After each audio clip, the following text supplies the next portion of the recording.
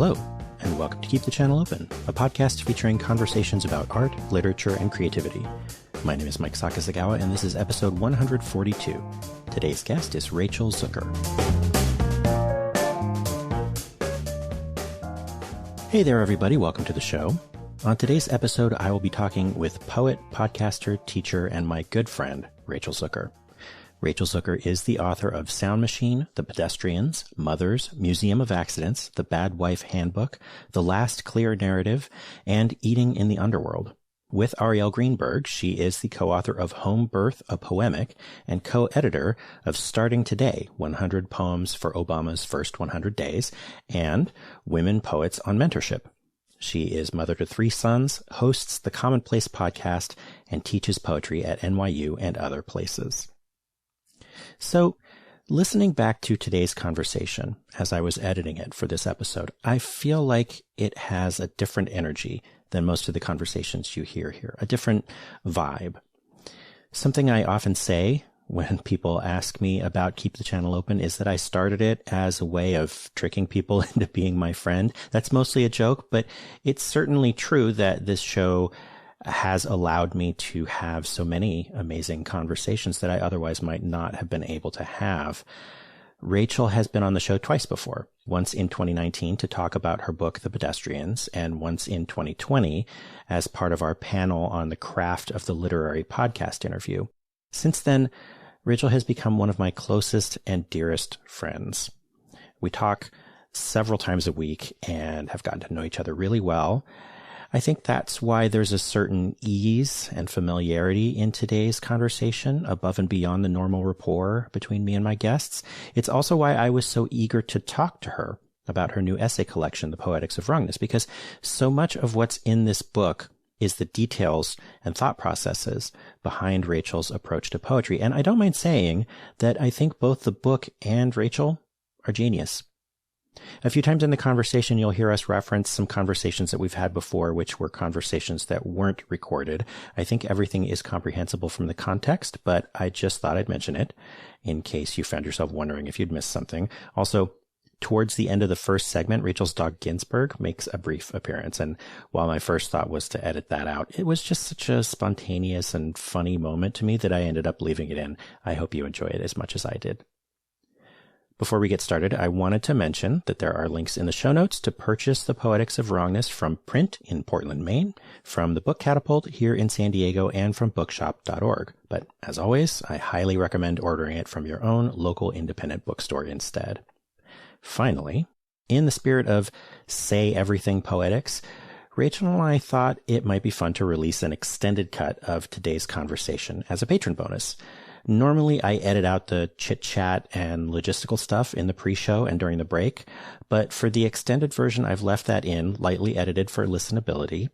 It gives you a little behind-the-scenes peek at my recording process, as well as a more candid look at how Rachel and I talk to each other off mic.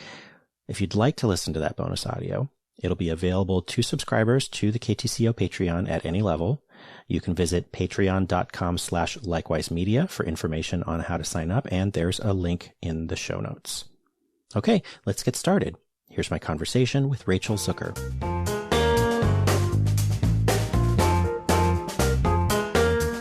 I am really happy to be talking with you today, Rachel Zucker. And I really, as you know, because we've already talked about this, I really enjoyed your new book. And I had lots of thoughts and lots of feelings while I was reading it. And I think we will get into that over the course of the next half an hour or so.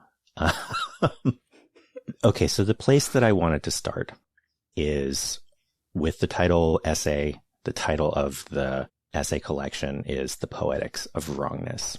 And in the title essay, you talk a lot about being wrong, obviously. And being told that you're wrong, being told by your husband that you're wrong, being told by your children that you're wrong, being told by your editor that you're wrong, being told by perhaps society that you're wrong. And one of the things that I was thinking about, especially after listening to, I think it was Commonplace episode 110, where you actually played the full audio from yourself delivering this as a lecture, complete with audience reactions, right? Mm-hmm.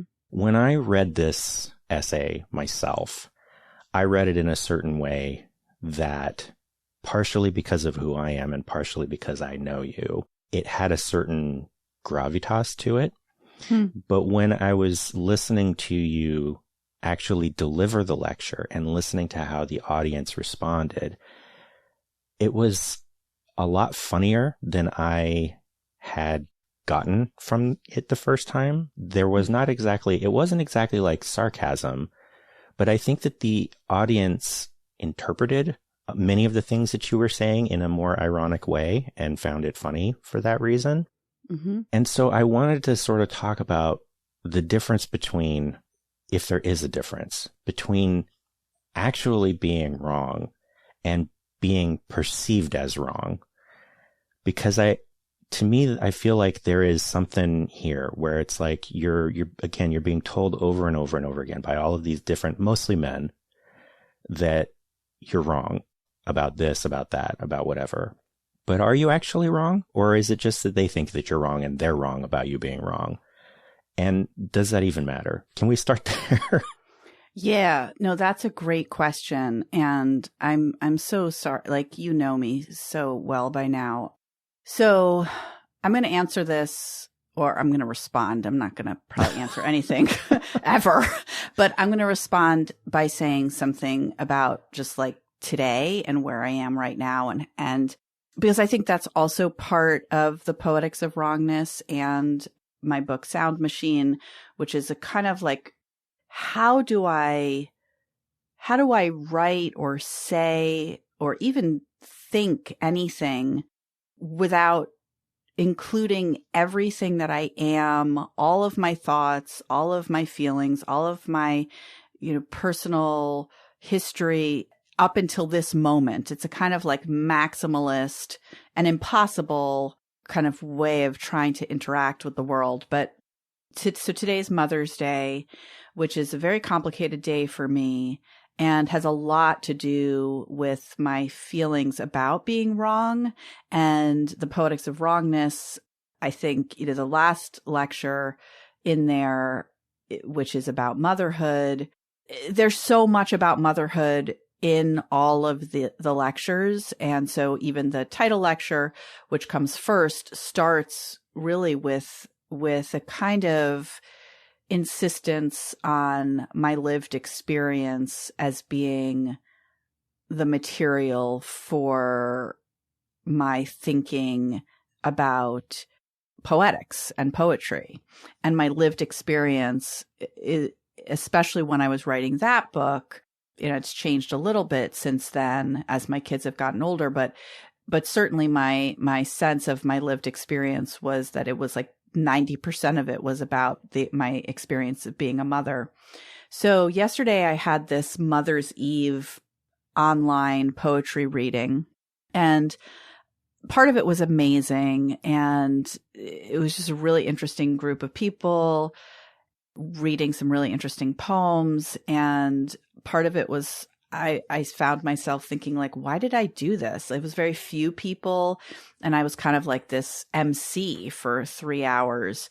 But I ended up saying some stuff that I didn't even expect to say, and I'm not even sure I really fully realized I thought it. But what I said at one point was, there's, Adrienne Rich, of course, writes about this in Of Woman Born, but in the experience of motherhood is so varied and so connecting, or my experience of the experience of motherhood is that it connects me to other mothers, to women who are not mothers, to fathers, to men who are not fathers, to non-binary folks. It feels, the experience of motherhood feels fundamentally connecting, and also a place of deep loneliness and alienation and separation. And it's complex, it's gorgeous, it's awful, it's all these things. And the institution of motherhood feels to me to be weaponized against me and pretty much everybody else, in the sense that it is aimed at making everyone feel terrible and separating everyone. And like pretty much all the institutions I can think of, it's really only benefiting, this sort of white supremacist heteropatriarchy hegemony. So just like even being able to differentiate between the experience and the institution, and to recognize that motherhood is an institution very much, and also an experience, is helpful. And I think there's something similar to think about in terms of being wrong or being perceived as being wrong. So there's the experience, I think, of being wrong, which sometimes is and often is very, very funny, especially if the way in which one is wrong is to be wrong amongst those who are not trying to kill you. And then there's the sort of what I would maybe call, but I'm just coming up with this right now, so who knows, the institution of being wrong, which is, it depends on who's in charge, right? Who's making the rules. And I think sometimes this is where the cancel culture comes in, and this is where the sort of virtue signaling can come in, and this is where there's almost like a business of being the person to tell other people what's right and what's wrong. And the result of being wrong can be pretty catastrophic. So, I mean, I think that's like the very beginning of a part of an answer. I think the thing you're saying about humor is really interesting to me. You're not the first person to say, you're so much funnier in person. That like your work is so sad, but you're funny. My husband once said that I write observational comedy that's not funny. And it was meant very, very sort of lovingly and admiringly, sort of. But I don't know, like that's an interesting thing to me, how much of the comic element of my work on the page and when I read it out loud, which I think is very important to me. And, culturally, I mean, I come from a long line of like Lenny Bruce type people who have used humor in a lot of interesting ways.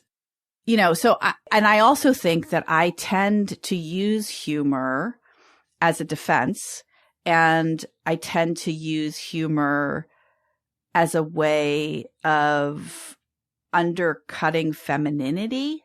I think there's also something really important about the being a funny woman and the impossibility of being a funny woman. To most people. So I don't know. I think there's a lot going on there. I mean, I think these lectures are funny. They're supposed to be funny in some ways, but I also think that my work on the page in general, I'm not so great at translating the humor onto the page. Well, I should be clear here that most of the reason why I don't often find things funny when I'm reading is because of me, not because of what anybody is actually putting on the page, but just because I'm a very serious person. And, I mean, honestly, the number of people who in my lifetime have like laughed at something that I said and then went, wow, I really didn't expect that from you. But okay, I want to go back to this thing that you just said about using humor as a defense.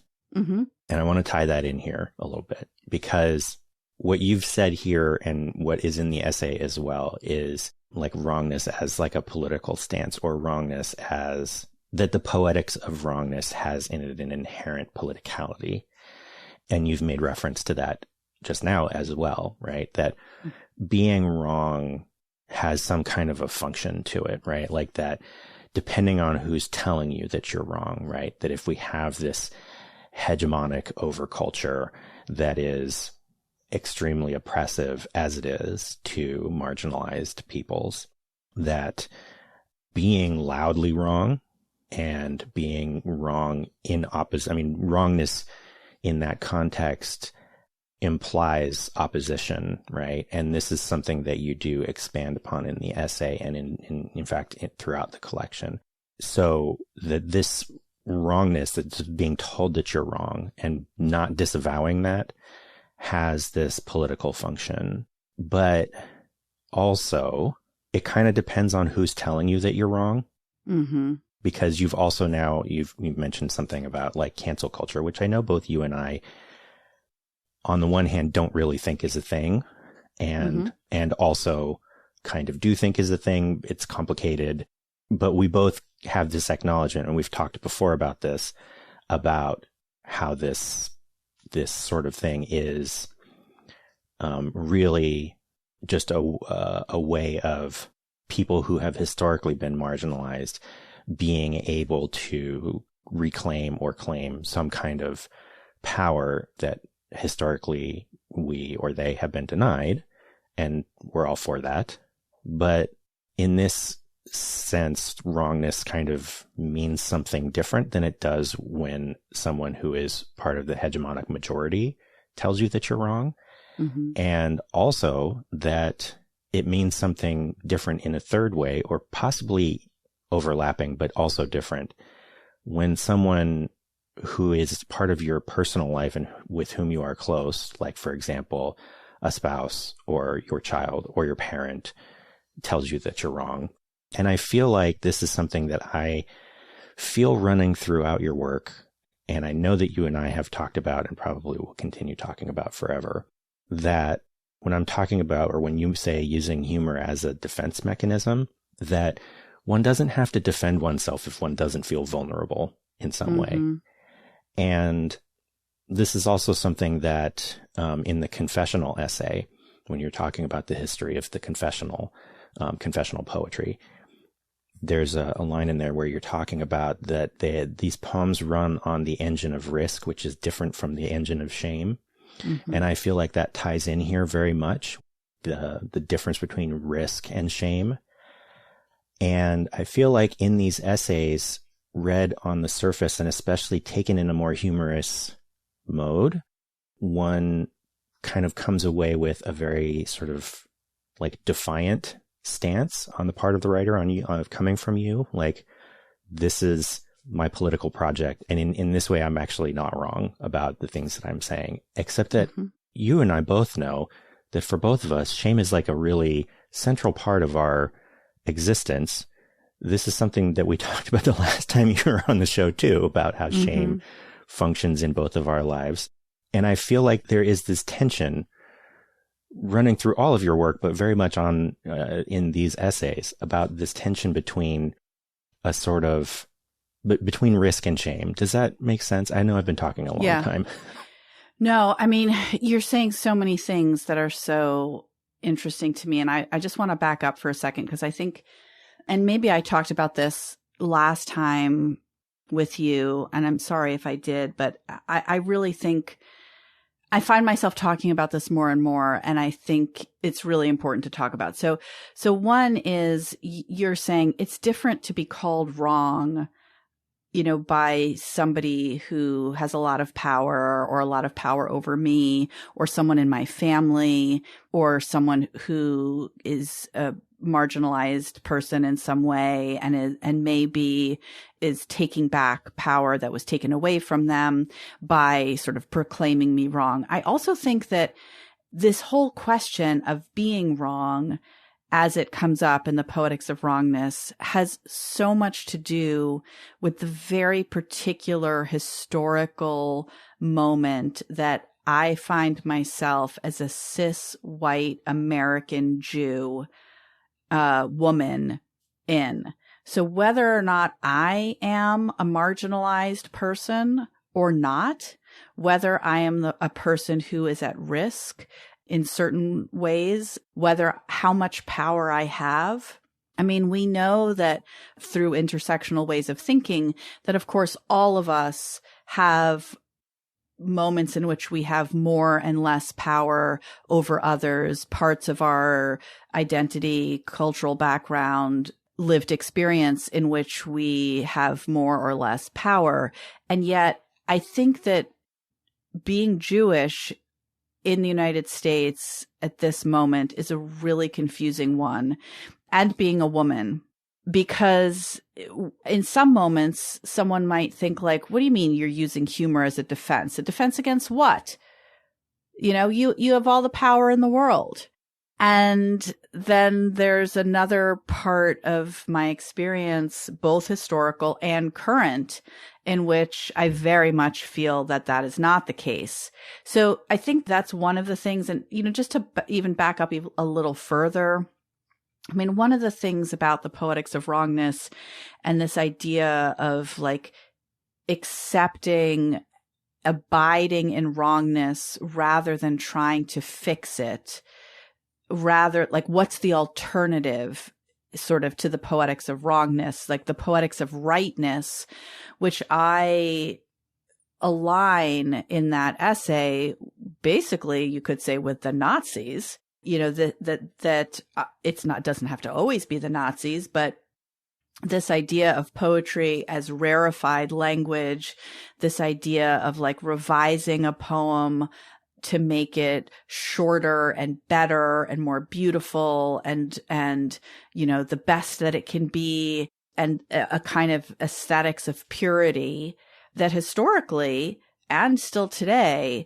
that this kind of quote unquote rightness is always basically leads to genocide.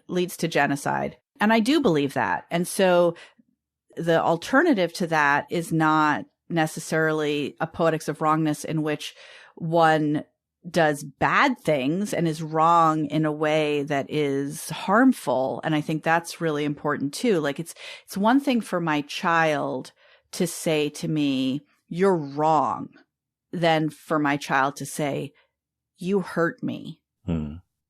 Those are two really different things, or my parent or a spouse or a close friend. And I think as I'm sort of trying to develop the idea, it has to do with complexity. It has to do with humility. It has to do with an acceptance that, like, as human beings, we're so fallible.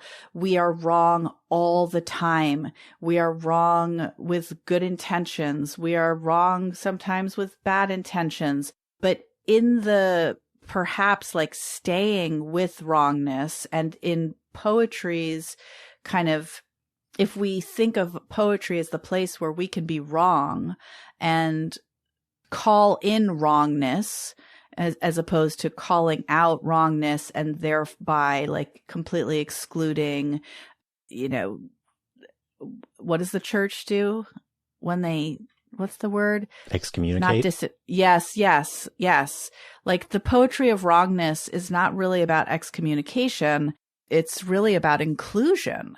It's really about rethinking this way of being in the world where we're like, I just want all the perfect ones. And I'm going to get rid of anything that feels wrong or atypical or abnormal or any of those things. So, but in English, the word wrong also means to have made a mistake. And to say, you know, you're wrong, to win an argument or to act wrong can also be to act harmfully. And that isn't really what I want. I do want to kind of include in the Poetics of Wrongness the fact that like I can spend my whole life trying to be a good person, which I am trying to be. I'm trying to be kind. I'm trying to be good. I'm trying to be responsible. I'm trying to be responsive. I'm trying to be loving.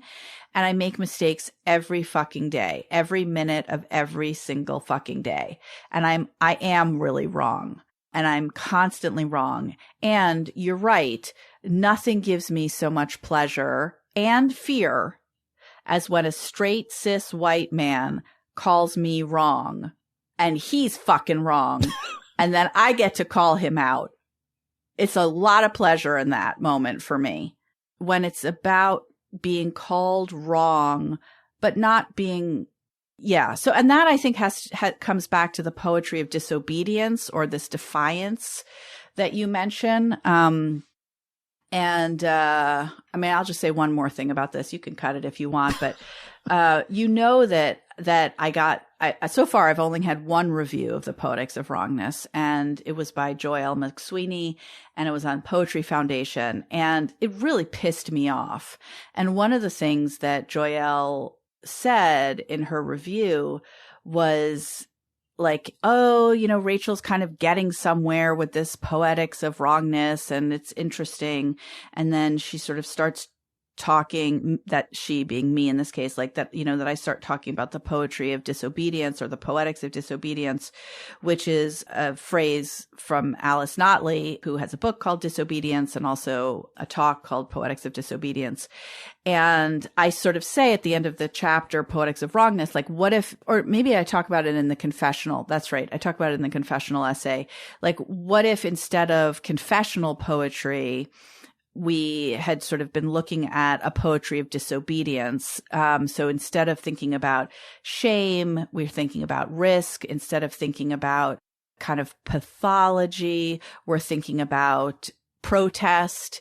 And so I sort of say like, oh, well, if this was a Poetics of Disobedience, all these poets would be in it. And I talk about some of my favorite poets, many of whom are women, but not all of them, like Allen Ginsberg. And anyway, so Joyelle, I think, wanted me to like go further with this Poetics of Disobedience. And one of the things that I really annoyed me is that to some extent, this Poetics of Wrongness is really, it's the first essay in the book. It's the title of the book, because I am saying you can't replace, or people do all the time, replace like the best poetry or the best poetics with some new best poetics, right?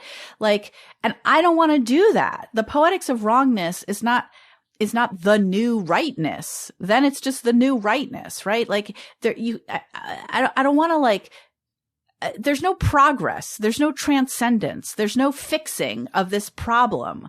There's no like, let's substitute the word confession, you know, for this. Let's substitute wrongness for disobedience. And now we found the thing that's going to just like, let us all be equal and all be heard and all be powerful and all be, you know, whatever. And this is like the perfect amount of like rarefied language and messy language. And like now we have a poetry that is everybody's favorite poetry. No, it will never exist. I guess like then what? You get enlightened and you don't have to be reborn? I don't know. Like we're all still mortal. We're all going to die. Poetry is fucked up. People keep making mistakes all the time.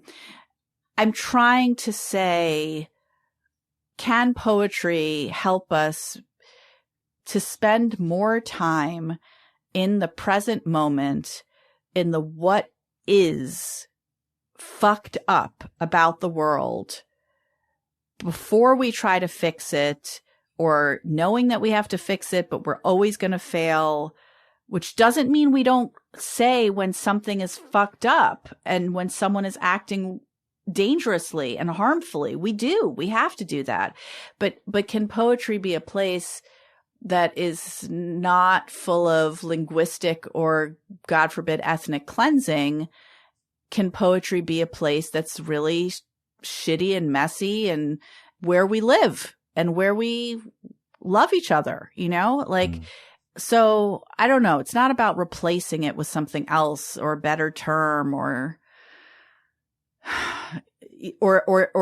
it's taken me a long time to realize this. It's not just about getting a female president, you know, it's not about representation. That's not the end of the story. You know, Trump is like an incredibly fucked up person and force of evil, but it's not just about getting Trump out of office and getting, you know, whatever. Yeah. Yeah. This is sort of a weird coincidence, but while I was waiting for you to, like, for our appointment here today to start, I was just looking through my notes app. I have this notes app, and I have in the notes app a pinned note that's just called Stray Thoughts. That's like anytime I think of something that I don't really have time to think about right now, and I'm gonna, so I just throw it in there and then don't think about it anymore. And I think the idea was originally, like, maybe I'll look through this thing when I want to maybe write an essay or something and I don't know what to write about, but I don't know why I'm giving you all this backstory. I was looking through my little Stray Thoughts note, and I found one from a bit over 2 years ago. It was from April 9th, 2021.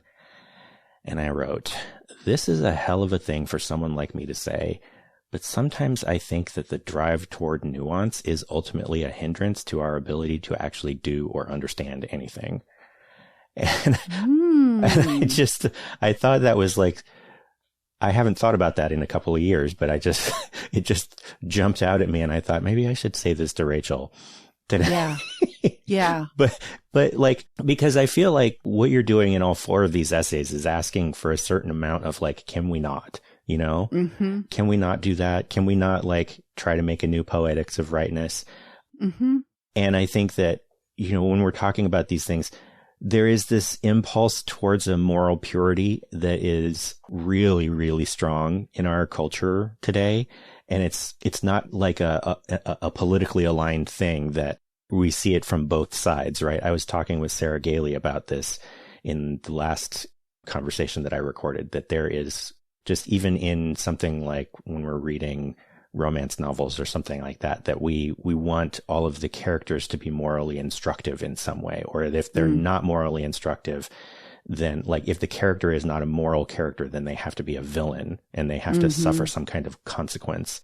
And, you know, we can back up and say, okay, this makes a certain amount of sense because because of things like the internet and the democratization of different platforms, that, like, people have voices now that didn't used to be able to reach mass audiences. And so we're flexing our power and saying, like, you know, trying to punch up and all of this thing. And of course, like, I'm not trying to draw a distinction, draw like any kind of a parallel. I guess I'm not trying to draw a parallel, but I'm not trying to make an equivalence. And I know you aren't either, between actual fascism, which is a real thing happening in America right now, actual fascism that is actually, like, putting people's actual lives at risk, whether that's trans people or women through, like, you know, women's healthcare, or like any gay people or people of color, whatever, like, actual people's lives are actually at risk because of rising fascism. And also on the other side of the political spectrum, we have people also showing, like, this desire for a moral purity and moral clarity that results in what we call cancel culture, right? I'm not trying to draw an equivalence between these two things, but I do think that there is something similar in the impulse to do that. And what you're doing with these essays is trying to not chart a middle path, but maybe, like, move off of this axis entirely. And I think that is, 1, something that I also would like to do. And it's 2, something that why I think that both you and I are so drawn to long form conversations. But 3, also, like, I do kind of wonder sometimes, is, like, this push that I have, and that I know you have, towards, like, increasing the amount of nuance with which we understand things and live in the world.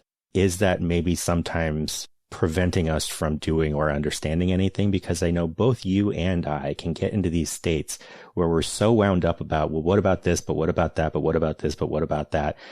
That we go into this, like, anxiety and shame spiral and totally freeze up. Yeah, no, I mean, nuance is such, I love that, like, in driving towards nuance, or the drive toward nuance. I mean, it made me think about, like, oh my God, we're all being so fucking careful all the fucking time. And of course, we're not all being careful. A lot of people are not being careful enough. But, you know, I want to care. I want there to be more care, more genuine material care, and more spiritual care for ourselves and for others, and for, you know, for communities. But this idea of how careful we are trying to be with our language or our sort of political understanding of the connections between things, I think sometimes actually reduces the amount of care that we show, certainly towards ourselves, but towards other people as well. And it makes me think about, I was just at this 7-day Buddhist silent retreat at Spirit Rock, and one of the things so there's this idea of the hindrances, right? The things that make it difficult to be in the moment, and the things that cause suffering. And attachment, of course, is a famous Buddhist hindrance, but so is doubt. And that was a real kind of eye-opener for me to think about the ways in which my doubt, because I have almost always thought of one of like the characteristics, the defining characteristics of who I am is that I doubt everything. It's just like pervasive doubt. And I think that I know it's very annoying to be around me sometimes. It's annoying for me to be around myself with all this doubt. But Same. I think yeah, right? It's really annoying. But I do think that part of how long I've been holding on to doubt as just like pervasive in my thoughts is fear. We could talk about that in a second. But I think the other thing is that somehow I came to the belief that it was a form of care to be in this constant state of doubt and anxiety, because it kept me highly attuned to other people's emotional situations and differences and similarities. And it's part of what makes me a good listener. And it's part of what makes me, want to I'm constantly thinking about somebody else's perspective and the dynamics in the room and all this stuff. And some people are really oblivious to that stuff. And so I think I elided this like constant doubt, which is connected to nuance, which is connected to being this carefulness, right? Like, I don't want to hurt anything. I don't want to hurt anyone. I don't, I can't, I shouldn't buy something because now I'm capitalist, and I shouldn't do this and I shouldn't do that. And, I think I thought, well, if I don't have that, then what kind of horrible person am I? But doubt is a hindrance, and it's an attachment that's really, I think, not like I don't think that doubt, the opposite of doubt, you could think of as someone like Trump, or, somebody who's just like, well, everything I think of is right, and I just going to go about the world with total confidence and certainty. And, that sort of seems like Hitler. Or some, like, the idea of just having so much confidence in your own idea, whatever it is, that you're going to impose it on everybody else. In my mind, that is tyrannical, sort of by definition. But I don't think that's true. I think that this like dependence or addiction almost to doubt and to nuance is leading to some pretty serious, I don't want to say fascism of thought, but it's kind of close to fascism of thought. It leads to a different kind of inaction and moral purity, to go back to that phrase, a kind of, which I think is not good. Yeah. It's interesting because I was gonna be going in this direction, right? Because of the essay. The third essay is it's the ethics of say anything poetry. Mm-hmm. And you close that essay talking about poetry ethics guidelines as a proliferation of doubts. Mm-hmm. I have always, or maybe not always, but for a long time, said that I think that the greatest source of evil is not necessarily greed, but rather it's the inability of anyone to tolerate any amount of emotional discomfort ever. Mm-hmm. To me, it masquerades as certainty, right? Mm-hmm. People act like they're very certain, whether they are, I mean, like, we can point at Trump, we can point at Hitler, we can point at, like, I don't know, Robespierre, right? Like, I don't know, Oliver Cromwell, who knows? Like, all of these people in the past who come with this projection of certainty. I don't know how all of those other guys were. To me, it seems very clear that Trump is very motivated by not ever having to feel bad about himself in any way, because he probably hates himself and doesn't want to admit that.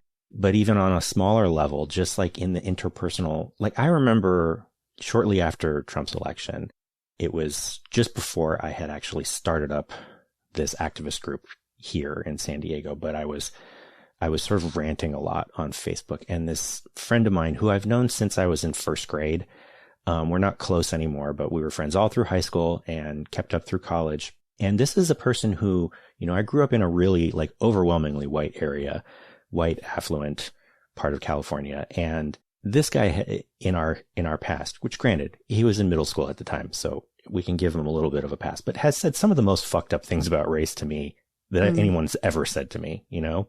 And I remember, like, shortly after the election, I was, like, really pissed off. I was really scared. And I was really like, I don't have time to, like, babysit people's feelings about these things anymore. Like, this is real. This is happening. We need to get our shit in order. Right. And mainly I was talking to and about the quote unquote good liberals who, you know, anybody, like, whether it's on feminist grounds or racism grounds, or like the good liberals often say really horribly fucked up things.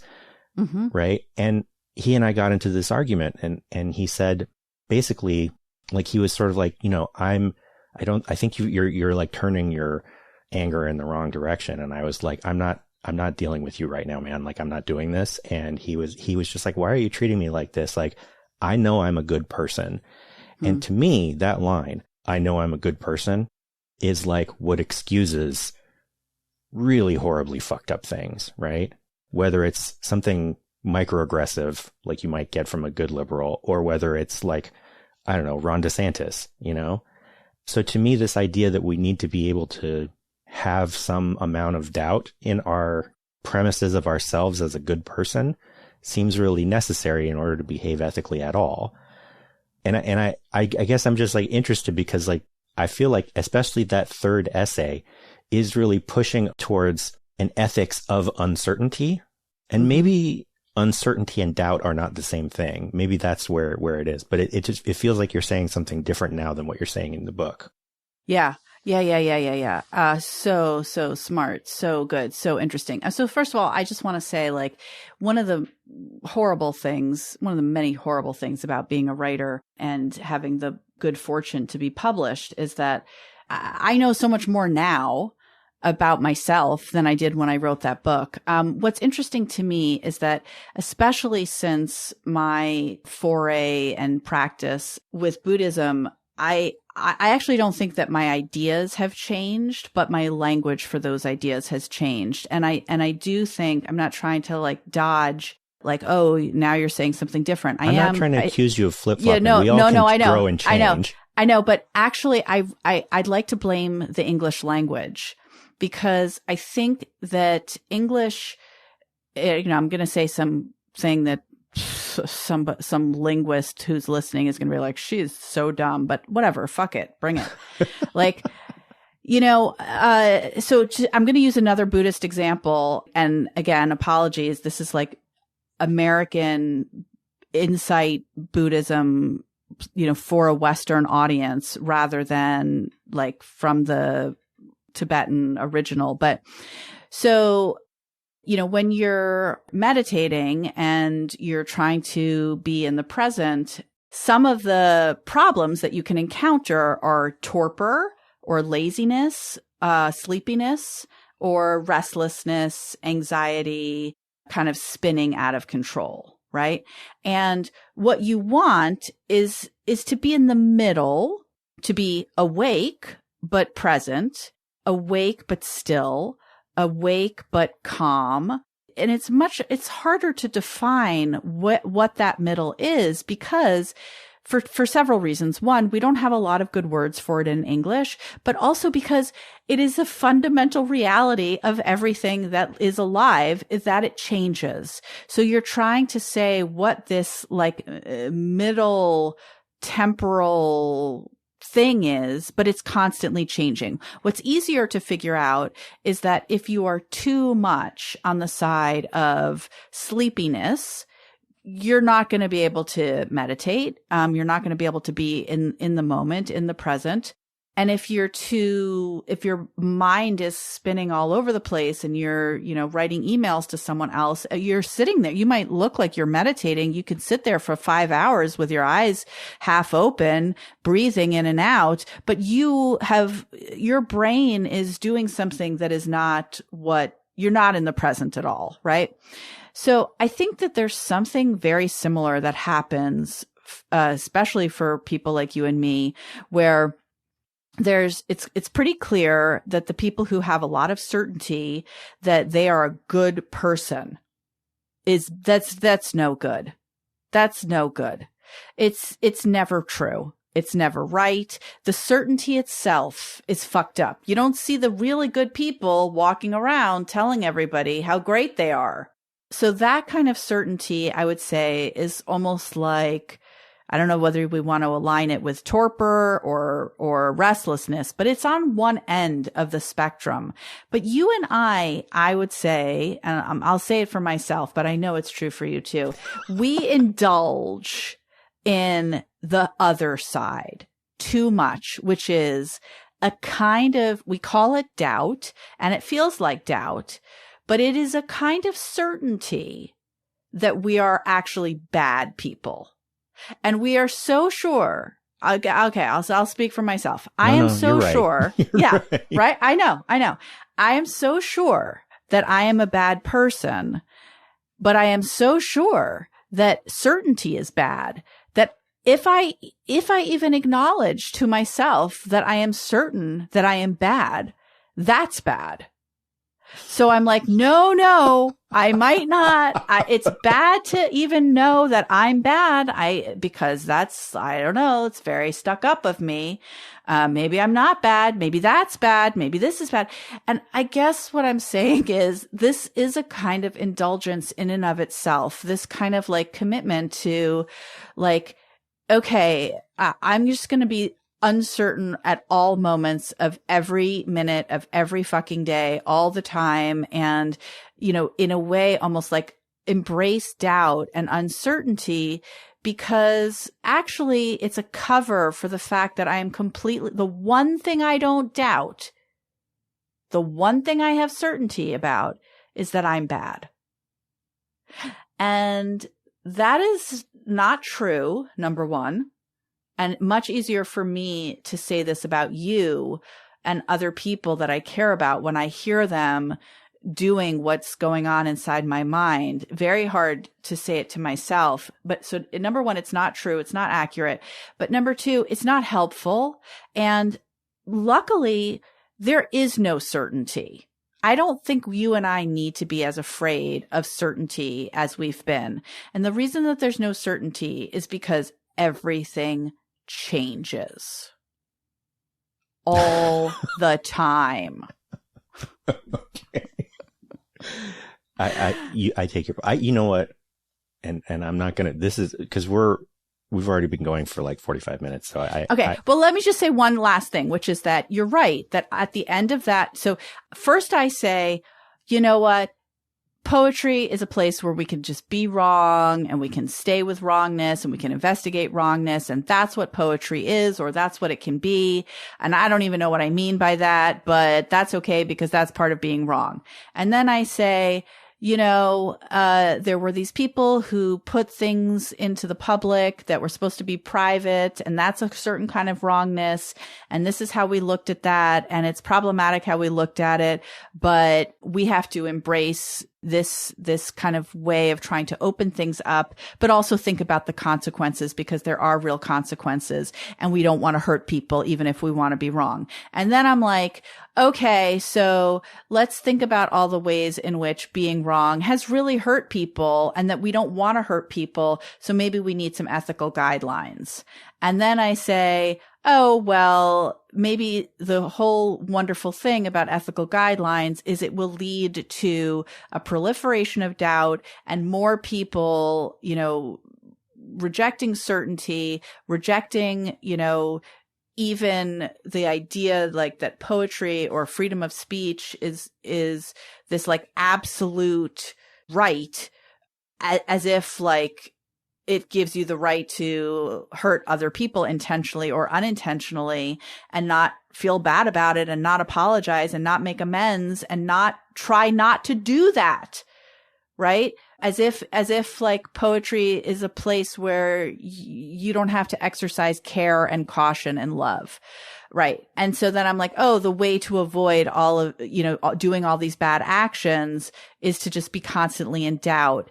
Now I seem to be saying, get over the doubt. It's an addiction.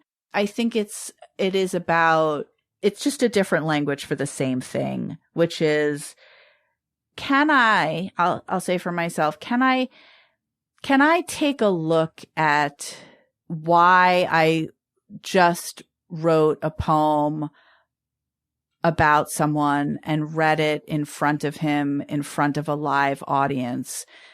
And can I take ownership of the fact that there was something mean and something angry and something pleasurable in that?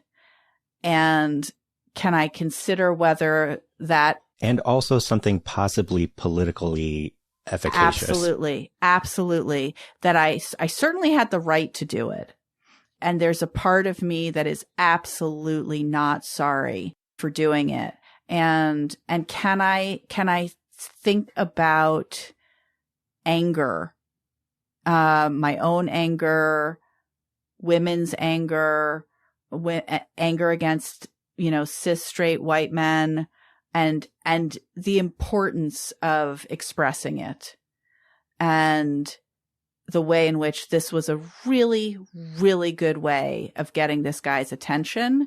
And, like I told you, he said he'd never felt uncomfortable in public before. And, that's very powerful that I was able to make him feel uncomfortable in public. So did I violate my own ethical guidelines? I'm really not sure. I'm not sure. I'm still thinking it through. I have a proliferation of doubts about this. I do want to have ethical guidelines, and yet I don't want those to become a moral purity test. Like, oh, well, I would never do that, so therefore I'm good and you're bad. We have to find some way to just be who we are in the moment and take responsibility and look at it. And before we even try to fix it, just feel it and then figure it out. Yeah.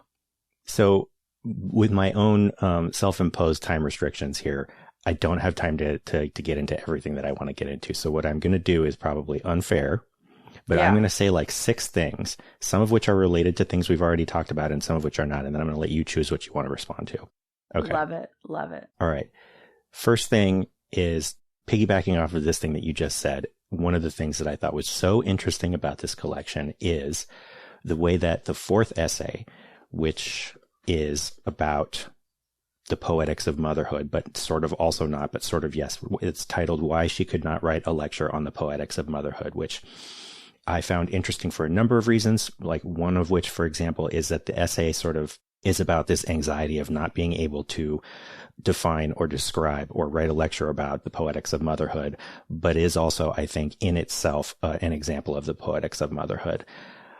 Another thing that I found interesting about it is the ways that it is very explicitly and I think consciously undercutting a lot of what is happening in the previous 3 essays, and how the voice is so different in this 3rd essay. The voice is something that's a lot more like what I'm used to from your poems, rather than the lectures, which are a lot more sort of for lack of a better word, authoritative, but also like the text of the fourth essay is like explicitly saying, well, I talked about this in the previous essay, and then I went and did this. And then I talked about this in the second essay, and then I went and did this. And then I talked about this in the third essay, and then I didn't do that.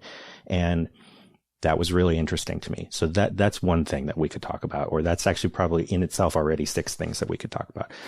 The second thing that came to mind while we were talking is that the last time you were on the show, just you and me, not the panel one. This was actually before we really knew each other, but you said this thing that I've been kind of thinking about ever since then, and I don't remember the exact words, but you said something about that you think that you and I are people who kind of want to say the wrong thing, or say the thing like that we're thinking this thing and we want to say it, and that's so we just do this thing. But then also, I wish I could remember the exact phrasing, because it was something like we know that this thing is going to be inflammatory and we want to say it anyway. And whether we do or we don't might depend on how we're feeling in the moment or something like that. But taking this and as a response to this thing that we've just been talking about how both of us are certain that we are wrong, which is 100% true. I'm certain that I'm a bad person. I know that you are certain that you're a bad person. Also, I think both of us are actually certain that we are maybe the best people. Like, I think that there is a part of you and a part of me that is like, no, actually, I am an excellent person. Okay, so that's thing number 2. And thing number 3 that is not related. It's just something I had in my notes that two more things. One, there's a thing in one of the supplemental essays, the terribly sentimental essay, where you're talking about what poetry can do, not just what it is. That's what you've become more interested in, what poetry can do, not just what it is. And you give the example of someone sending your friend Ariel a Mary Oliver poem, and how that was such a balm for her. Okay, and then taking this Mary Oliver thing and going back to the confessional thing, the confessional essay, you've got all of these reviews, these like really negative reviews of Sylvia Plath and Anne Sexton. You know, you have someone saying of Anne Sexton, she writes so selfishly. And you have Helen Vendler talking about the relentless centrality of the I becoming exasperating, right? And also noting that part of the issue that a lot of people had with people like Sylvia Plath was not just Plath and her work herself, but the fact that it was young women who liked her work.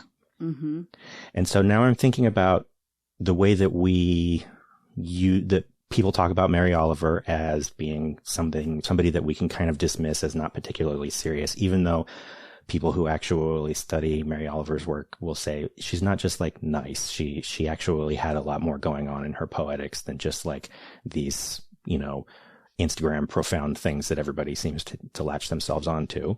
But also, like, I'm thinking about the way other quote unquote Instagram poets, or if not people that we legitimately call Instagram poets, but people who are popular in this sort of inspirational way.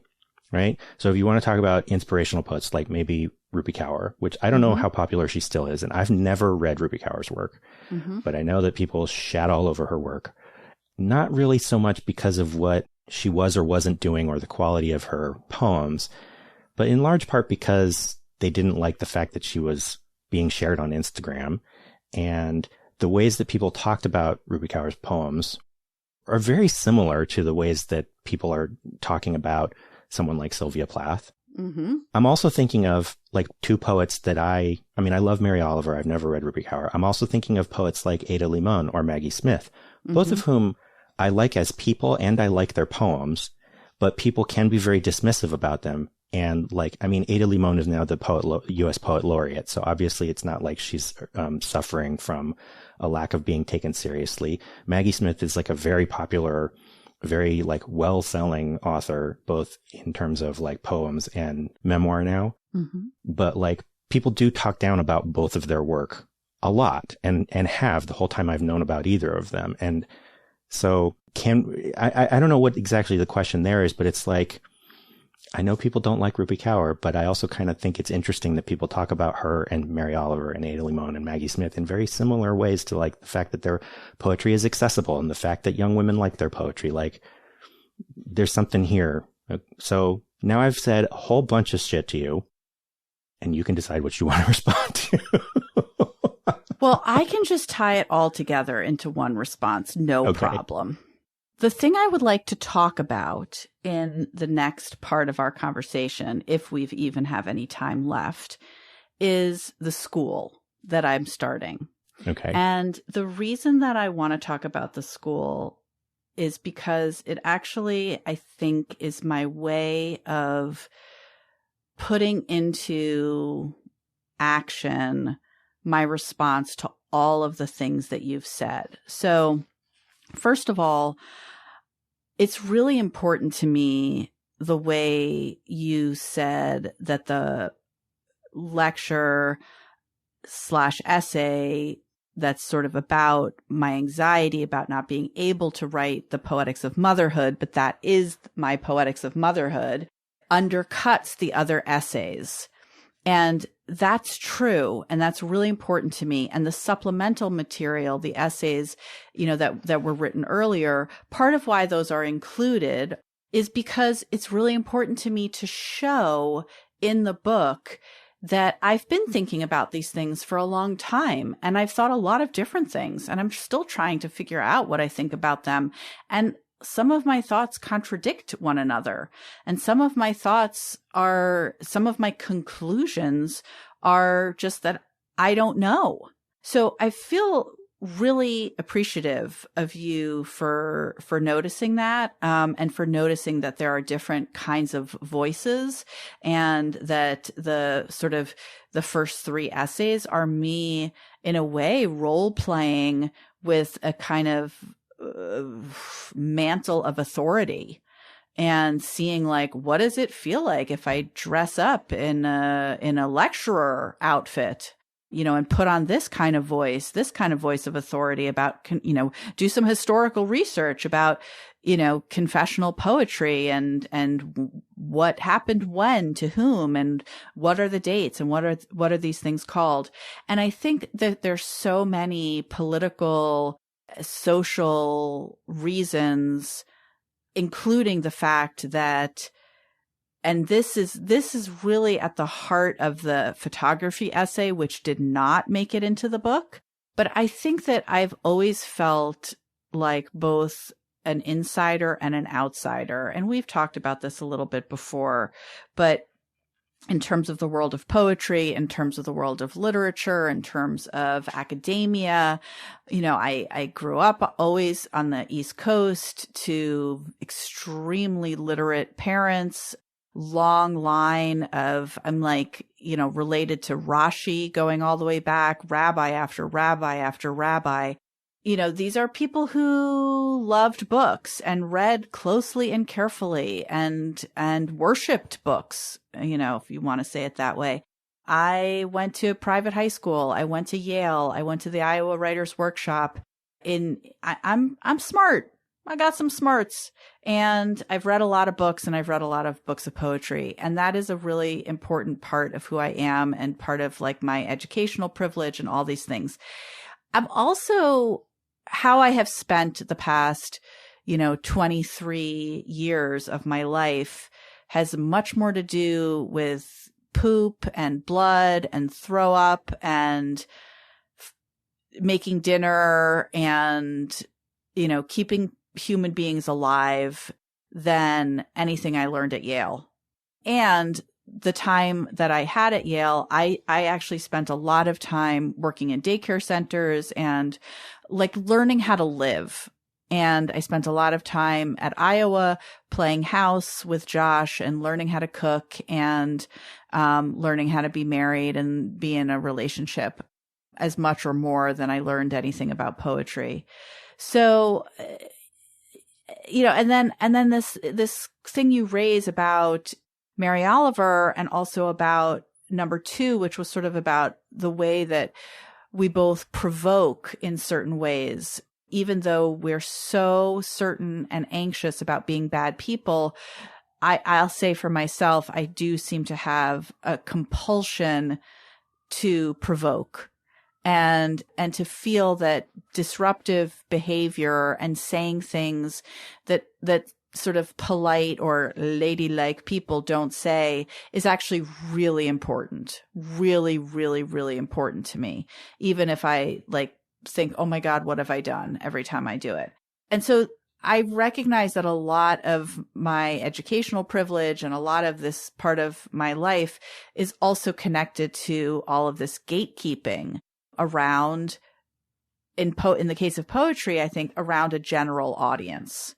And, you know, I've come to love Mary Oliver more and more and more, not just for that example from the book about someone sending Ariel a Mary Oliver poem, but like, I just, it's the same thing. You know, when I was in college and graduate school, like nobody was reading Adrienne Rich as anything other than like a feminist political poet, like in women's studies classes. She wasn't read as like a poet. And I mean, Maya Angelou, people were like shitting all over Maya Angelou. What the fuck? You know, it's just gatekeeping. It's just some kind of bullshit thing of like, if you're speaking to a general audience, then you're somehow not a real poet, or I don't know, you're doing something wrong, you know, and why don't you just go be a fiction writer? I don't know, something like that. And I think, you know, Ada Limon and Maggie Smith are great examples of this. You know, I think that they are real poets who also have the love and following of a general audience, which is something that other poets are really jealous of and conflicted about. And some poets, you know, are like, I don't want that. So the last thing I'll say about this, which is sort of the bridge maybe to the school, is I think that all of these are problems because of capitalism. And because I'm not saying such a place or time, you know, has ever existed, but like, imagine if all of us had our basic needs taken care of, you know, if we lived in a place where, in a time where like, if we got sick, we would be cared for. And that was just like a given, or everybody had enough to eat. I think that we're so far away from that no matter how good we are, and no matter how much we recognize that, you know, the racism and the structural classism of all of these institutions, there is no way to live outside of capitalism. We're all living under capitalism. And as such, we have this scarcity economy where we want to say like, oh, Mary Oliver sold a lot of books. Hey, this is not a time for you to participate, Ginsburg. You cannot be in here if you're going to growl. She doesn't like capitalism, but you know.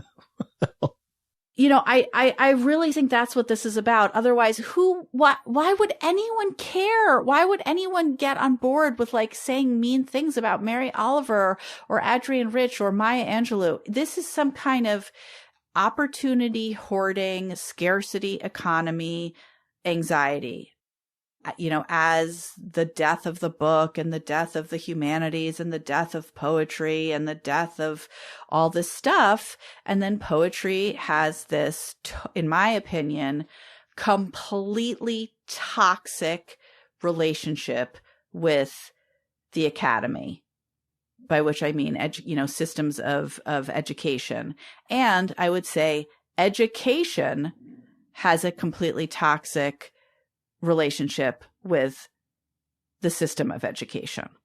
So, you know, again, like going back to what I was saying in the beginning, the experience of learning things and teaching is a sacred, spiritual, complex joy and wonder in the world. The institutions of teaching and learning are just fucked up and bankrupt and broken.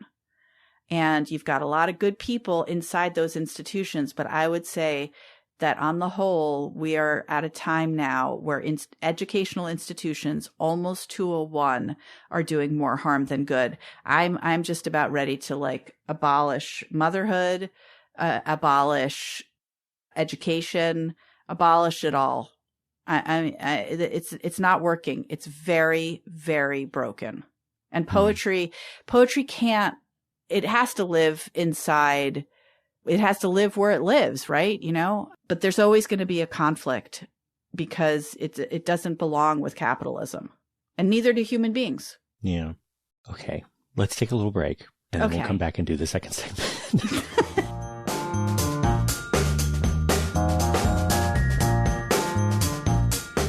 So usually I start the second segment by saying that I always invite the guest to bring a topic of their own, which could be whatever you'd like to talk about, whatever happens to be on your mind. So what would you like to talk about today? But you actually already said, so let's go ahead and get started. Yeah. So I just to say, I was going to talk about the Buddhist retreat, but I already talked about that a little bit. And then I saw a play last night, which just blew my mind. So I hope I have a little time to even just mention that. But yeah, I think I really want to talk about the school. You've been saying that you're going to tell me about this for months now.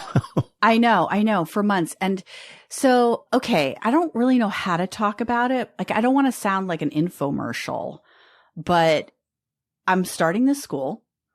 It's called the Commonplace School for Embodied Poetics. It is going to be primarily online, but hopefully it will start to have an in-person aspect as well. But I hope in-person will never take the place of online. And there are some sort of core principles to this. One is that I don't think I'm going to say this out as a selling point, you know, to people, because people have a lot of strong feelings about this word. But between the two of us and all the people listening, I think what I'm doing is I'm trying to offer writing as a spiritual practice to as many people who want it.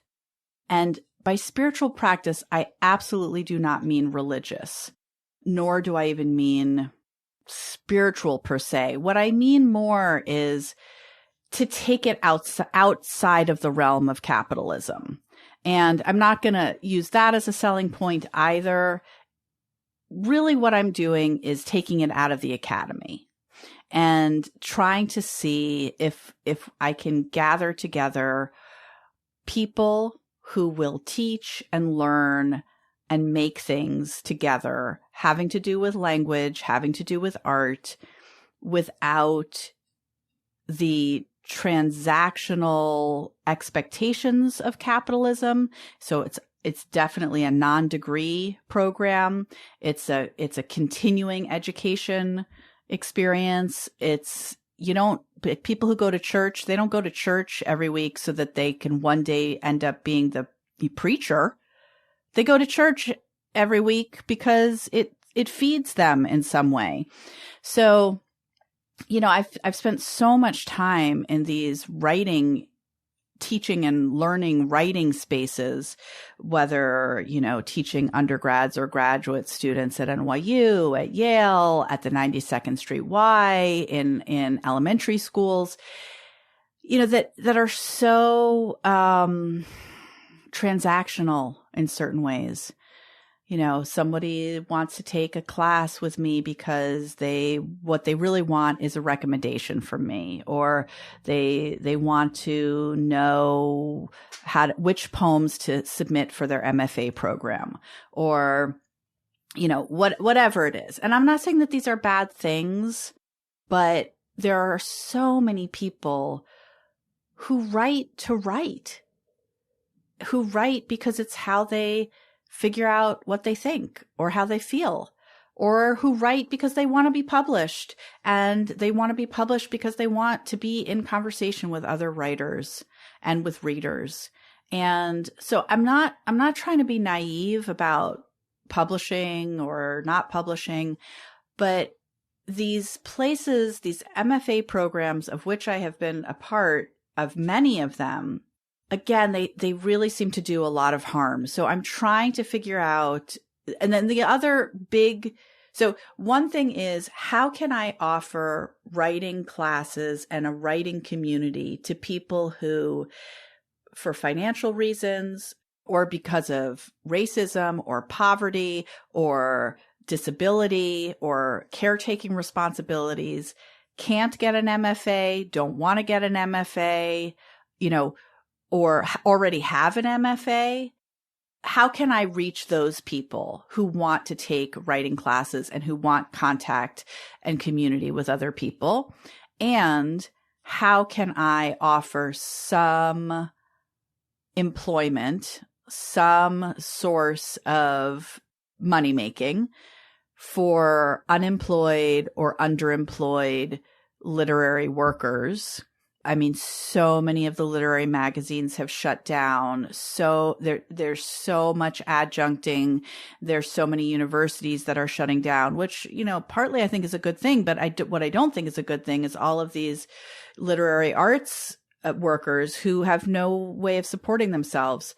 But how do I offer teaching opportunities for people without, replicating these systems of harm, which I just sort of railed against, at the end of the last part of the conversation. So I've taught one class already. It was based on the Poetics of Wrongness outside of the academy, just independently online, to sort of beta test this program, see what worked, what didn't work. I love the idea of writers teaching their own books, which is something that, in universities is really frowned upon, which is so stupid. Don't you want to hear a writer talk about their own book? I know you do, because that's what your podcast is. Yeah. So how fun. So 24 people signed up, and I split the book up into 5 weeks, and we had 1 week was sort of more of a discussion of the kind of, that was the second week. So it was a 10-week class, and I had all of these writing prompts and questions that were related to the chapters in the book. Like, think of an experience in your life in which you were wrong. What was it like? What was happening? What was going on? And I want the classes to have some sort of embodied element. Yeah. So I just to give you an example, we started off the class with our cameras off, our audio's off. Everybody's name was person. I made everybody change their name to person on the Zoom screen. And the first question I asked, sort of into the dark void, was, what's wrong now? And then I said, let's take a few minutes to get something or do something to make yourself more physically comfortable. So everybody did that. And then we turned our audios on, but left our cameras off. And I asked people to write into the chat and then to read aloud what was wrong in the moment. And people did eventually talk about feeling sad or upset or, all of these things. And then eventually we turned our cameras back on and talked about the intense weirdness of having been out of visual contact with each other until 20, 30, 40 minutes into the first class, and how much it changed to be able to see each other's images. And then I gave homework and stuff like that. Anyway, what I did not do was have anybody share their writing for feedback. There was some sharing of writing, but no feedback. So I'm going to have a whole bunch of classes where me and other instructors teach their own books or teach processes or things that they love, that they're interested in, that they couldn't teach in an academic setting for whatever reason. And then I'm going to have kind of like a core class in which part of it's going to be asynchronous, part of it's going to be synchronous. And I'm going to, at the same time that I'm offering this space and community and opportunity for feedback for adult learners, I'm basically running a teacher training program. And this is where I feel like really called to this work. Like, I think I'm really good at teaching. I'm really thoughtful about teaching. I make a lot of mistakes in my teaching, but I take teaching really seriously and really playfully. And my teaching at NYU has gotten weirder and weirder and more authentic and kind of amazing and radical. And it's based in part on Liz Lerman's critical response process. But, you know, like I do stuff, to go back to what you were saying earlier, where I said, what do you want your poems to do? This is a question that I asked my NYU undergrads at the beginning of the fall semester. And so, for example, and then I will only allow feedback that is in direct response to what the person said they wanted their poem to do. So if a student says, I want the poem to be a place where I can say whatever I want and nobody can criticize me, and nobody can even, it's not for anyone else. It's for me. It's just where I feel good. That's what I want. That's what I want the poem to do. That's what I want writing these poems to do. I want the poem to make me feel good. So the student reads the poem, and then I say, okay, so what feedback can you offer? And then they inevitably start to say, like, well, I really liked that. I'm like, this poet told you they don't care what you think. This is not for you. What kind of feedback can you offer? And then, you know, they're like, well, I just think it could be better if. I'm like, oh my God, that is not your business. My students love me. And eventually, you know, someone or I will say, did writing this poem make you feel good? You're allowed to ask. And if the student says yes, you say fantastic. If the student says no, you say, what was it about, you know, and you can also, for yes, you can say, what was it about writing this poem, or what about this poem makes you feel good? Those are the terms that are acceptable for feedback for that person, for that poem, and really nothing else. And it's pretty radical what happens when you treat writers that way. It's kind of a form of like enthusiastic consent around feedback that is really not what they're used to, because most students are trained, and you and I, oh my God, we're like, what happens when you do well at this? But we're trained to bring our work and ourselves to other people and ask to be told what's wrong, what's bad, what's wrong with us, what's wrong, what's bad about the work, what's bad about us, and how can we fix it? And there's a lot of resistance. Like when I refuse to do that and participate in that system, students get really, really anxious, because some students do. Because they're like, no, the way I know I'm a good poet or a good student or a good writer is because I'm open to constructive criticism, and I'm going to keep asking you and asking you and asking you until you tell me I'm like a terrible, broken, you know, inconsequential, irredeemable person. And then I'm going to go home and I'm going to like work hard. And that's called craft. That's called craft.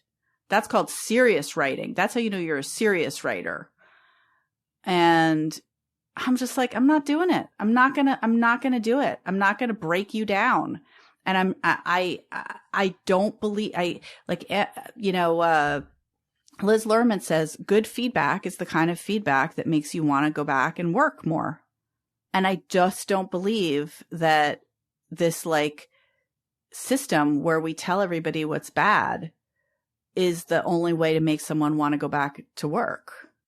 So, but it's going to take some real revising. You know, this is why you can't do it in a system where people get grades. And you can't do it in a system where someone is paying more than they can afford to take the class. So those are two really big issues. And that means you have to get enough funding, you know, to make sure that people are okay with what they're getting, which is, it's basically like a yoga class. It's people, again, like a few people become yoga instructors, but most people take yoga classes just to take yoga classes, not because they're going to be professional yogis. And that's why people take meditation classes. And that's the kind of writing class and writing experience that I want. I want people to, I think all people are creative people and makers. And, you know, some of this also comes out of a real AA model, and the book, The Artist's Way, which is based in large part on AA and has this underlying philosophy that all people are creative people, and that the process of unblocking yourself from your creative blocks is a spiritual recovery. And a 12-step program, basically, to stop being addicted to your creative blocks, most of which were put in place in school and by our families, because that's the place where we first started to get feedback. So yeah, so I'm like really excited. I think I'm going to commit to, I think I'm going to try to see this as a 10-year project, at the end of which I hope I will be able to institute a distributive leadership program and not be the person who's running it, especially because I'm white. But in order to do that, it needs to be a successful organization. Because I can afford to take the financial risk that's necessary to do this ethically, or ethically enough. Like, I won't turn anyone away who wants to take a class if they don't have the money, because otherwise I can't do it. You know, it's just it's not possible to do this if there's a financial burden on people. You can't. But I have to pay the teachers. So, and I basically want to pay everybody who's contributing to the work, you know, to the organization, to the community. And I've been, as you know, I've spent 7 years running a money-losing business, which is my podcast. And if you want to call it a money-losing business, which is my poetry career. And I spend more money than I make teaching at NYU. So I've never made enough money at the things that I work hardest at. And I also want to be really careful about starting a 10-year business for which I don't get paid, because I think that's not good for me, and it's not good for the organization. And it's been problematic at Commonplace for me to pay other people a living wage, at least, and work for free myself. So all of these things are a real puzzle. And like I said, like I'm creating this thing inside capitalism. So I'm really looking for the least bad forms of funding, like not just funding, but funding models. And I think I've found them, which is pretty exciting. But it's a huge experiment. And I'm really excited about this. And I also have a history of doing many, many, many jobs in my life that are not writing or not writing related, including my mothering, my longest and most time most unpaid job that I've ever done. So we'll see, because I also really want to be writing. And I really kind of, as I enter my 50s, I'm 51, I also want to work not just less hard, but differently. Like I really want to be less busy and rushing and mean to myself and overextended. And I want to do what I want my writing students to do, which is to take some time and to be more peaceful and to sit with difficult feelings and to see writing as a lifelong practice that is not just about a certain number of poems a year, a certain number of novels, a certain kind of publication, a certain kind of readership, a certain kind of review, a certain kind of whatever it is. Like, I think that coming into my middle age enables me to change my relationship with ambition. And so it's complicated to both be doing what's kind of like the most ambitious project of my life at the same time that I really would like to change my life to be much quieter and calmer, with more time alone, with more time, with a few people. I'd like a partner, romantic, sexual partner. I don't know how. I'm making it so that I have less and less and less time available for that and for play and for not doing anything. But I also really want to do this school, and I am doing it. So we'll see.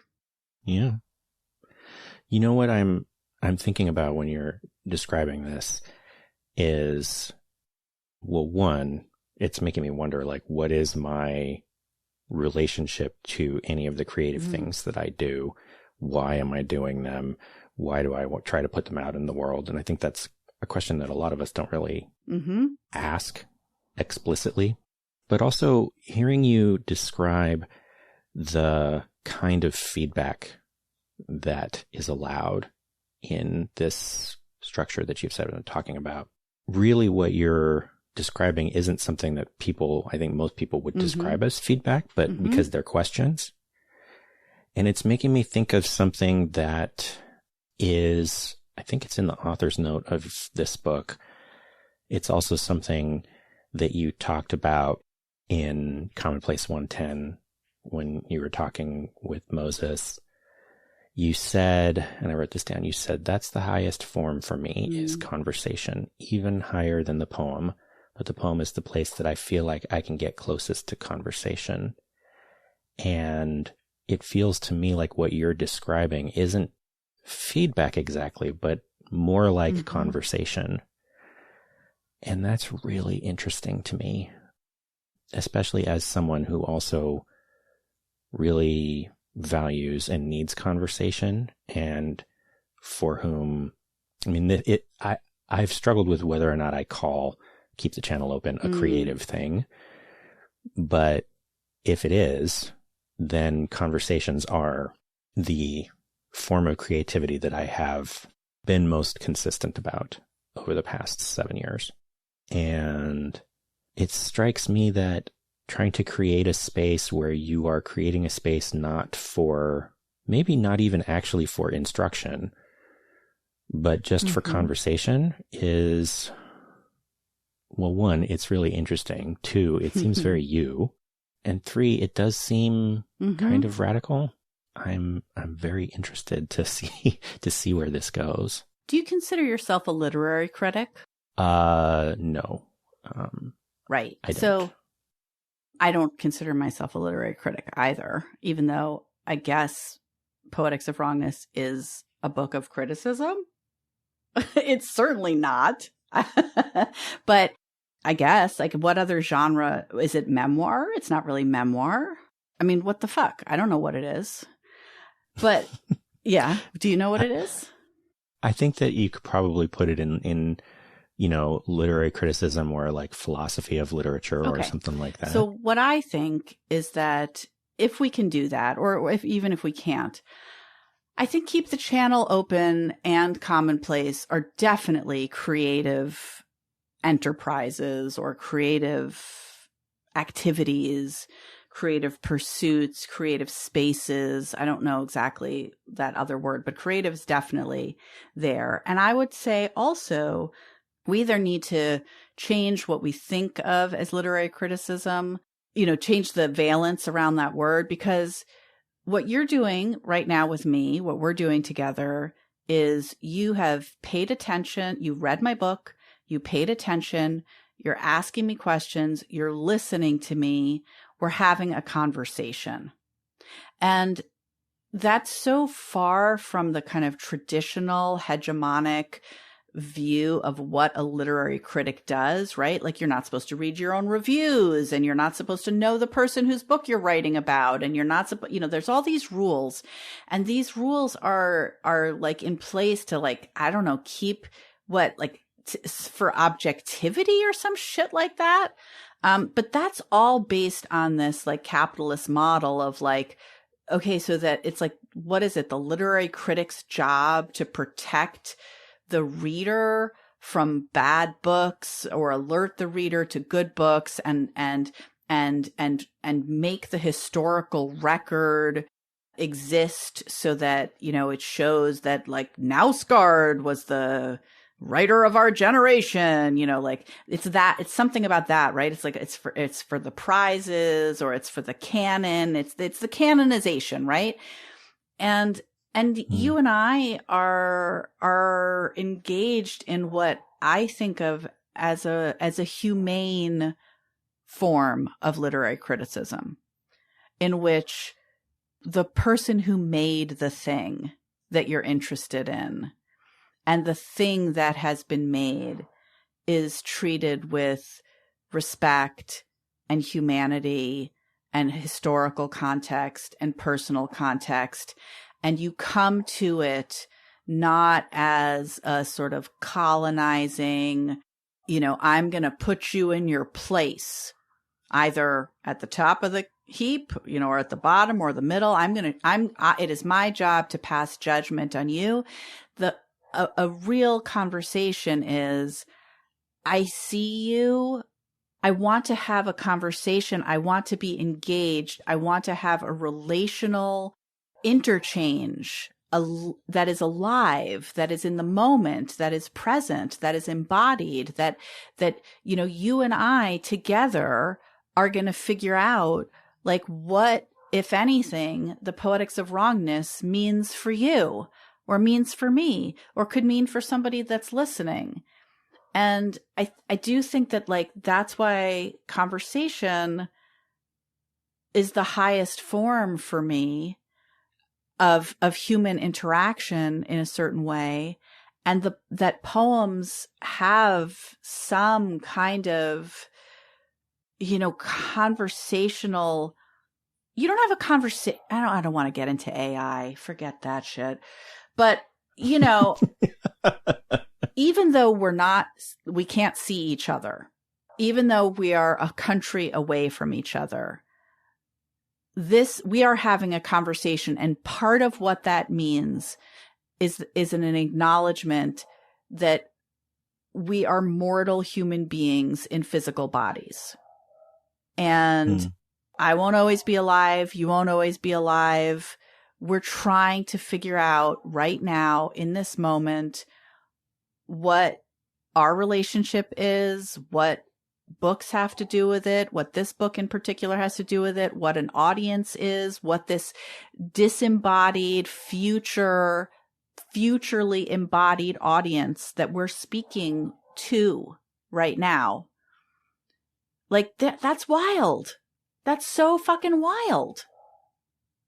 I don't know. And I think that's that's what I want to happen at this school. I want people who teach other people to think about why they teach and what it means to be a teacher.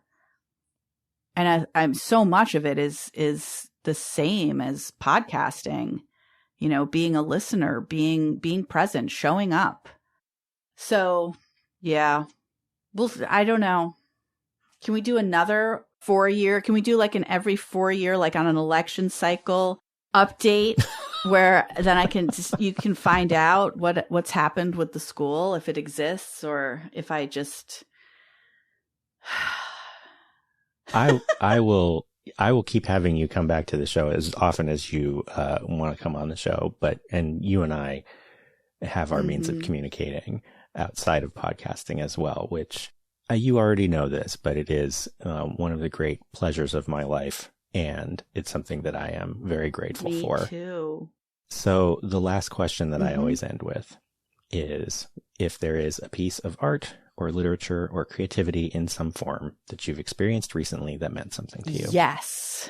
Last night with my friend Erin, last minute decision, we went to see A Doll's House, which is a play. I'm just going to look up who directed it. It's a play by Henrik Ibsen.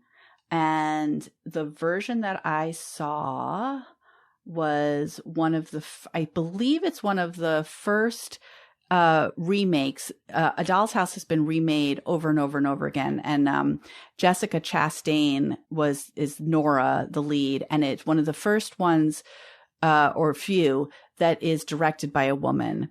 And I don't know if have you ever seen A Doll's House or read it? Okay, so I'm gonna just spoiler alert. Just don't listen if you don't want to hear this. But I believe that the first time it was shown was in 1897. This is a fucking old play, and it was Ibsen. It's a married couple. Nora is kind of the main character, and she's the mother of 3 children, and she's very sheltered, very protected. She kind of like doesn't know how to do anything. And she sometimes speaks in like a baby voice, and she doesn't work. And then by the end of the play, she leaves her husband and family. And it was so upsetting to audiences, to critics and directors when Ibsen first released, when the play was first published, that they tried to, and there was no copyright law. And so they said to Ibsen, either we're going to rewrite this play or you have to rewrite the ending. And so he wrote an alternative ending where she at the end is like, oh, actually, I'm all happy now. I'm so glad that happened. I'll stay. And they put on that version, and audiences were like, okay, we're having none of this. And so they went back to the original ending where she leaves and she slams the door. And George Bernard Shaw talks about that door slam, Nora's door slam at the very end of the play, as being this very important moment in feminism, but also in theater. And so the version that I saw last night was fascinating. Oh my God. And I mean, I could just talk endlessly about performance in particular and in general, but okay, there were no costumes, the minimal set, this revolving stage, characters, very few characters. When in the play someone hands something to someone else, which doesn't happen very often, they don't even make any pretense of, there's no props, none except chairs. There's no pretense of anyone handing someone something. They just talk about it, but they don't even move their bodies. So there are no objects in the play. It's just this like talking. And so it's very contemporary in certain ways. But at the end of the play, she says to her husband, I'm leaving. We're strangers. She says, we've never had a real conversation. This is the first real conversation we've ever had. I need to find out who I am. I don't know how the world works. I need to educate myself. I need to find out. I'm leaving the children with you. And the way they staged it in this play is that you don't realize it, but the back wall of the stage is actually the back wall of the theater. And the stage door opens like a garage door. I'm sorry. sorry about this. And the actress walks out of the theater onto 45th Street. You see, it's just outside. It's just the back of the theater. It's just whatever's happening out there on 45th between 7th and, Broadway. And it was shocking. It was so shocking. It was so upsetting, and it was so fascinating, and then the play is over, the door closes, and then there's a curtain call and they come in, and I was just like so blown away. And then my friend Erin and I, two middle-aged white women, who are in the process of getting divorced, or I'm already divorced, we walked out into the real world, with the same real world that this actress had just, or Nora had just walked out into, to find herself. And, when she was walking out, I thought, oh my God, is she going to be okay? Does she have what she needs to survive in the world, outside of this family structure that has been, the husband calls her my little bird all the time. And she's just clearly in this kind of self-made cage. And then she just I'm totally blown away by that. Yeah. Wow. Thank you so much for talking with me today, Rachel. Thank you for asking me on again. And, hopefully you'll let me come back.